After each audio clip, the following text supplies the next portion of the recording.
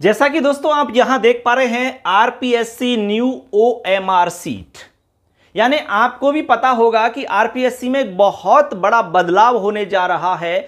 और यह बदलाव आपको जो होने वाली नेक्स्ट एग्जाम होगी, चाहे वो आरएएस की हो सकती है, चाहे वो कॉलेज लेक्चरर की हो सकती है, जो भी अब एग्जाम होगी नेक्स्ट एग्जाम, उसमें यह अप्लाई हो जाएगा। फ्रेंड्स, इसमें ओएमआर सीट जो हमारी आएगी उसमें बहुत बड़ा आपको चेंज मिलेगा। तो आज इस क्लास में हम आपको बताएंगे कि किस तरह की ओएमआर सीट आपको मिलने वाली है। मैं उसकी डेमो आपको बताऊंगा, कैसी ओएमआर सीट होगी, उसमें किस तरह से आपको फिल करना होता है।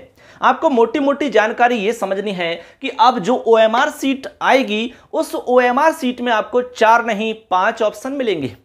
अब 5 ऑप्शन में से आपको आंसर तो 4 ऑप्शन में ही मिलेगा, लेकिन जो 5वें नंबर का ऑप्शन होगा उसके अंदर आपको तब फिल करना होगा जब आप उस प्रश्न का आंसर नहीं देना चाहते हैं। यानी कुल मिलाकर के अब आप प्रश्न को छोड़ नहीं सकते, यानी कि आपको सभी का जवाब देना होगा। यदि मान लो कि आप किसी प्रश्न को नहीं जानते हैं, आपसे नहीं आ रहा है, उसको आप छोड़ना चाहते हैं, उसका जवाब आप नहीं देना चाहते हैं, तो ऐसी कंडीशन में आपको ऑप्शन नंबर 5 भरना होगा। यदि मान लो आपने ऑप्शन नंबर 5 नहीं भरा, यानी कि कुल मिलाकर के आपने एक भी ऑप्शन नहीं भरा, तो यहां पर आपको ध्यान देना है 1/3 अंक आपके काटे जाएंगे।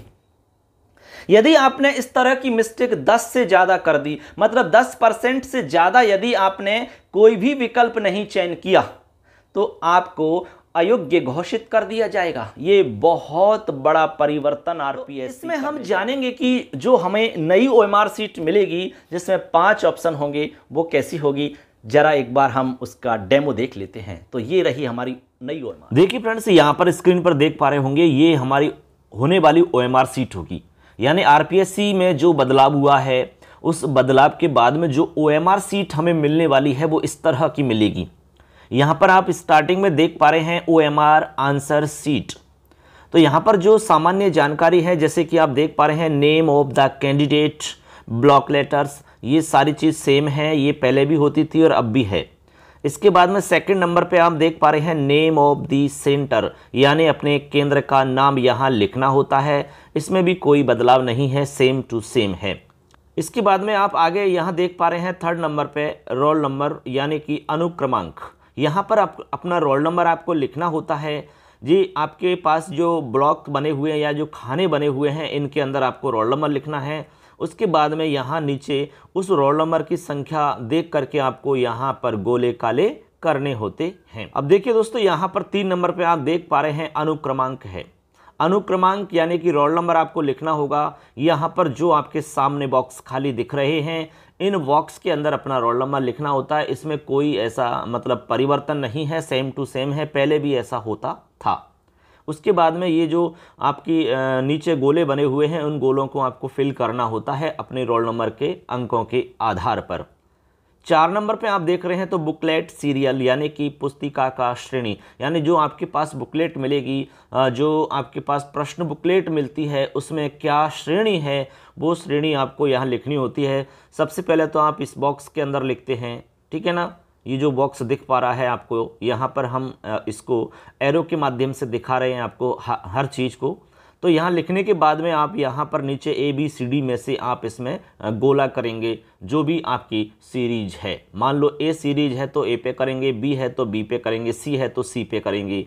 इस तरह से आपको ये करना होता है। इसके बाद में 5 नंबर पे है क्वेश्चन बुकलेट नंबर, यानी प्रश्न पुस्तिका का नंबर क्या है, उसकी संख्या कितनी है, आप यहाँ पर इन बॉक्स के अंदर फिल कर देंगे। उसके बाद में नीचे उसी गोले को आप यहाँ पर फिल करेंगे। तो ये तो सामान्य बातें हैं, सामान्य डाटा है, वो जो पहले हम करते थे वो का वही है। लेकिन जो परिवर्तन अब हुआ है वो है आपके गोले में जो आंसर हम लिखते हैं, जो आंसर हम करेंगे, वहाँ पर परिवर्तन किस तरह से हुआ है, चलिए देखते हैं। अब देखिए फ्रेंड्स, यहाँ पर आप स्क्रीन पर देख पा रहे होंगे, यहाँ पर जो सबसे बड़ा परिवर्तन यहाँ आपको मिलेगा वो इस तरह से मिलेगा। देखो यहाँ पर लिखा भी हुआ है ऊपर, देखो मैं यहाँ पर आपको इंगित कर रहा हूँ। सबसे महत्वपूर्ण है, यदि प्रश्न का उत्तर नहीं दिया गया है तो आपको क्या करना है, ई गोला जो है उसको फिल करना होगा। ई गो यानी आपके सामने A B C D E, पहले हमारे पास क्या थे कि सिर्फ और सिर्फ ए बी सी डी के 4 ही गोले आते थे। ए बी सी डी की जगह ए बे सैदे हो सकता था, ठीक है। लेकिन अब हमारे पास यहाँ पर 5वां गोला आएगा जो कि हैश करके यहाँ पर दिखाया गया है, ठीक है। अब मान लो कि आपने जैसे पहला प्रश्न किया, ठीक है, पहले प्रश्न में मान लो बी आंसर है तो आपने बी कर दिया, कोई प्रॉब्लम नहीं है। लेकिन दूसरा जो प्रश्न है वो आपसे मान लो नहीं आ रहा है, तो आप उस दूसरे वाले प्रश्न को नहीं करना चाहते हैं। तो पहले तो ये था कि इस OMR सीट में हम उसको भरेंगे ही नहीं, जिसको हमें नहीं करना था उसको भरना ही नहीं था, यही सिस्टम था। लेकिन अब जो नया सिस्टम RPSC का आ रहा है उसके अंदर आप किसी भी प्रश्न को खाली नहीं छोड़ सकते। समझ रहे हैं बात? यानी कि आपको आप जिसको नहीं करना चाहते, जो आपसे नहीं आ रहा है, उसके लिए आपको ई वाला ये गोला भरना होता है। ये इसमें बड़ा परिवर्तन है।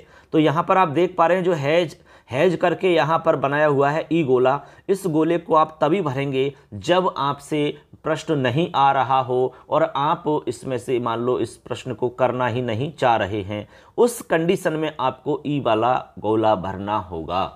तो ये इसमें खास बात थी, और तो इसमें कोई खास बात नहीं है। तो ये आप देख पा रहे हैं, ये हमारा इस तरह का OMR सीट रहेगा जिसमें ई भी आपके साथ में रहेगा, यानी 5वां इसमें आपको ऑप्शन और मिलेगा। तो इस तरह से आप समझ गए होंगे कि 5 नंबर का जो ऑप्शन होगा वो तभी आपको फिल करना है, 5 नंबर का ऑप्शन तभी आपको करना है जब उस प्रश्न को आप नहीं कर रहे, ठीक है। यानी कि कोई भी विकल्प का चयन नहीं कर रहे हैं, उस कंडीशन में हम 5 नंबर को करेंगे। इसमें भी एक मतलब ये फंडा है कि भाई यदि आप इसको छोड़ देते हैं तो आपका 1/3 अंक काटा जाएगा। और यदि मान लो इस तरह आप जैसे मान लो आपने 10% से ज़्यादा को छोड़ दिया, आपने नहीं भरा एक भी, तो फिर आप यहीं पर अयोग्य घोषित कर दिए जाएंगे। ये बहुत बड़ा परिवर्तन है, इसलिए इसको सावधानी पूर्वक भरना है। इसके लिए वैसे अतिरिक्त समय देने की बात है, अभी 5-6 मिनट जो भी है वो आपको अतिरिक्त समय भी इसके लिए दिया जाएगा। इसलिए आपको बिल्कुल सावधानी पूर्वक ये कार्य करना होगा। जो भी OMR सीट मिलेगी उसमें सारा कुछ लिखा रहेगा। यहाँ पर नीचे 6 नंबर पे सिग्नेचर ऑफ द कैंडिडेट, आपके हस्ताक्षर हो जाएंगे जो भी उम्मीदवार है उसके। इसके बाद में 7 नंबर पे सिग्नेचर ऑफ द इन्विजिलेटर, यानी कि निरीक्षक जो है उसके हस्ताक्षर हो जाएंगे। और 8 नंबर पे तारीख के साथ में निरीक्षक का नाम यहाँ पर लिखा जाएगा। ये सारी चीज़ें फिल हो जाती हैं। और 9 नंबर पे यहाँ उम्मीदवार के अंगूठे का निशान, यानी अंगूठे का निशान भी आपको यहाँ पर देना होता है। इस तरह से हमारी OMR सीट कंप्लीट हो जाती है फ्रेंड्स।